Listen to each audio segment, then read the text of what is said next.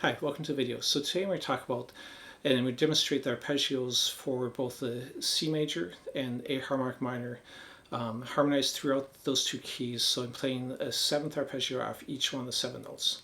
All that will be tabbed out here, which you can download on my Patreon page. Link is in the description. You don't have to remember, it's free and open to the public. So what is the difference, first of all?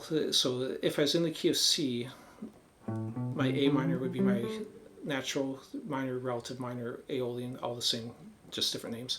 Now if I put in the harmonic minor, what that changes is adds that major seventh instead of the flat seven that's in the normal natural minor. As you can hear, that major seventh creates a little bit more tension and that then wants to resolve back to that root again. And that's one of the main uses of harmonic minor, is that greater tension and resolution.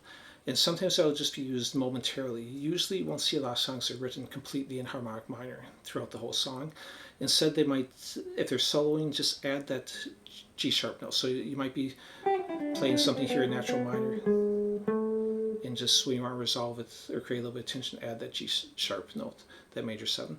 Or if you're doing chord progression, you might, common change would be a 5 to 1. So if my A minor is considered my 1 in this case, my 5 would be E minor 7, which sounds fine.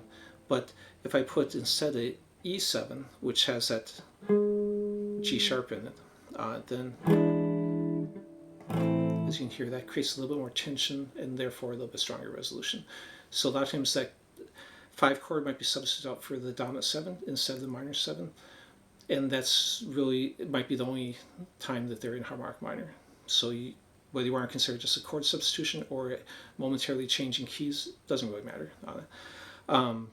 Okay, so let's go ahead and start playing these. So I'm going to start off on the C major, or C major 7.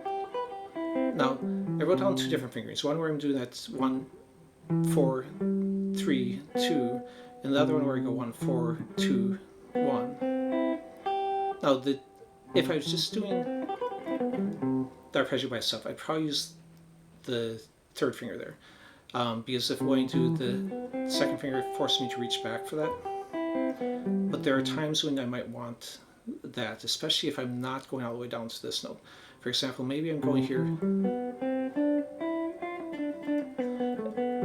and just wanted to move into that A minor scale after playing it. Then I would probably use this fingering.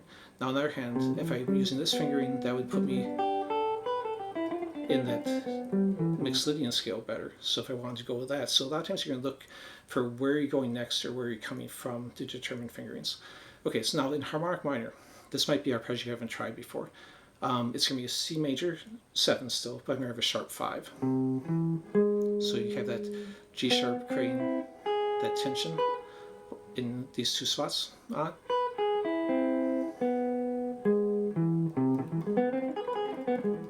So that's a C major 7, sharp 5, or you can consider it as C augmented major 7.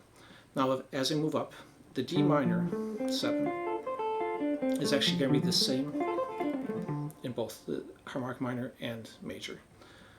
Now I move up again, E, if I'm in the key of C, then it's just the E minor 7 like I talked about before. Same fingering as the D minor 7. If I'm in the harmonic minor, that gives me that dominant 7. Okay, so then if I move up, F major 7 is the same in both. And just like the C major 7, you can do either of those two fingerings. Move up to G, that would be in the C major. So now this would be my dominant 7. So it's the same fingering I did back on the E7 when I was in harmonic minor, but in the key of C, the dominant would be on the G. Now we don't even have a G in the harmonic minor, so it would be a G sharp. So I move that forward. You can hear a lot more tension here. And sorry, went outside for a second. That's a diminished 7. So G sharp diminished 7, or diminished arpeggio. So diminished arpeggios are super common, especially in a lot of metal stuff. But you also see them in classical and jazz. I've done videos with diminished before. And I've also done, if you haven't done fingerings of harmonic minor scale, I've also done a video of that. So I'll put links to some of the stuff up in the corner, which we'll then put in the description too. So let's keep going. So that was my G sharp diminished, or diminished 7. Now if we move up to A in key of C, that's again just my A minor 7. There's that major 7 again. So that'd be an A minor major 7. Another one, again, a little bit less common, but both that A minor major 7 and that C major 7 sharp 5 are in both harmonic minor and melodic minor scales. Now if I go up to B, it's the same in both. I'm just doing a B minor, flat 5.